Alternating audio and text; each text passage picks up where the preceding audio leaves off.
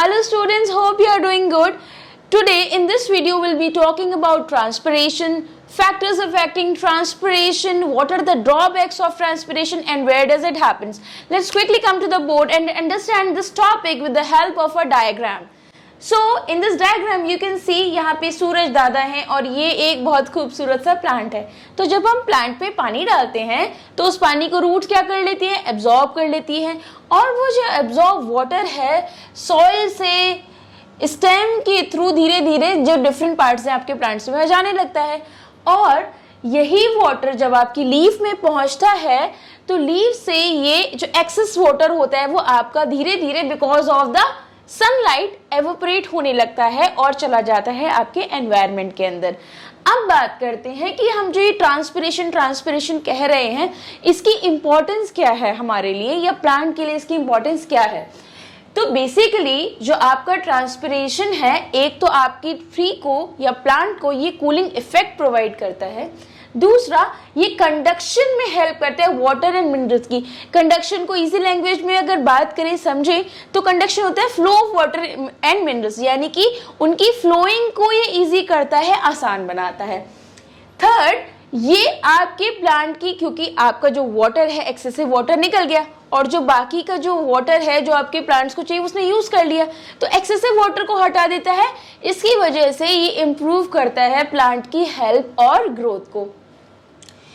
Fourth, अगर हम बात करें तो आपके एक्सेसिव वाटर को ये आपके प्लांट से ये बिल्कुल हटा देता है, जो हम पहले भी इस बारे में बात कर चुके हैं. अब हम बात करेंगे कि आखिर इतनी सारी खूबियों वाला ये ट्रांसपिरेशन प्रोसेस का ड्रॉबैक क्या है.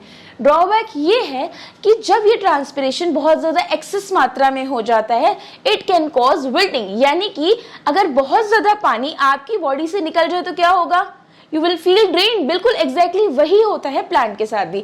जब बहुत ज्यादा एक्सेस मात्रा में पानी निकल जाता है ट्रांसपिरेशन के थ्रू लॉस ऑफ वाटर हो जाता है तो आपके प्लांट्स ड्रूप यानी विल्ट कर जाते हैं और ये आपके प्लांट के मरने का कारण भी बन सकता है.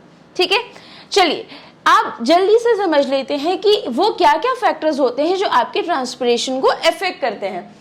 तो सबसे पहले बात करते हैं लाइट की. तो डे टाइम में हमारे स्टोमेटा ओपन रहते हैं. स्टोमेटा तो पता है ना आपको, हाँ वही किडनी शेप के जो होते हैं गार्ड सेल्स जिसमें दो होते हैं, बिल्कुल एग्जैक्टली स्टोमेटा. जो टाइनी पोर्स स्पोर्स होते हैं जो कि आपकी लीफ की सरफेस से मिलते हैं उन्हीं स्टोमेटा. डे टाइम में वो खुले होते हैं. तो जब दिन का समय होता है तो ट्रांसपिरेशन आपका बहुत ज्यादा होता है. तो आसान भाषा में क्या है, मोर द लाइट, यानी कि दिन के टाइम में आपका ट्रांसपिरेशन का जो रेट ऑफ ट्रांसपिरेशन होता है वो ज्यादा होता है as compared to the night. Second factor है आपका टेम्परेचर. जितना ज्यादा टेम्परेचर बढ़ेगा आपका रेट ऑफ ट्रांसपिरेशन उतना ही ज्यादा होगा, यानी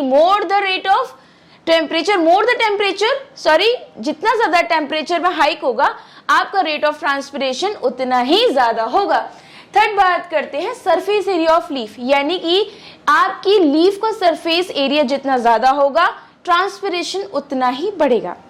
फोर्थ फैक्टर आपका है वाटर अवेलेबिलिटी, यानी कि जो आपकी रूट्स हैं, यानी कि सॉइल में जितना ज्यादा पानी एब्जॉर्ब्ड होगा.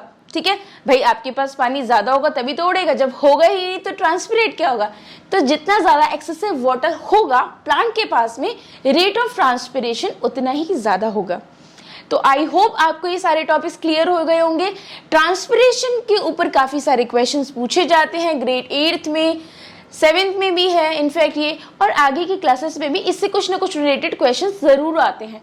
तो इसके बारे में एक और वीडियो लेके मैं जल्द ही आपके पास आऊंगी, आपको और इससे अमेजिंग फैक्ट्स रिलेटेड ट्रांसपिरेशन जुड़े आपके साथ शेयर करूंगी.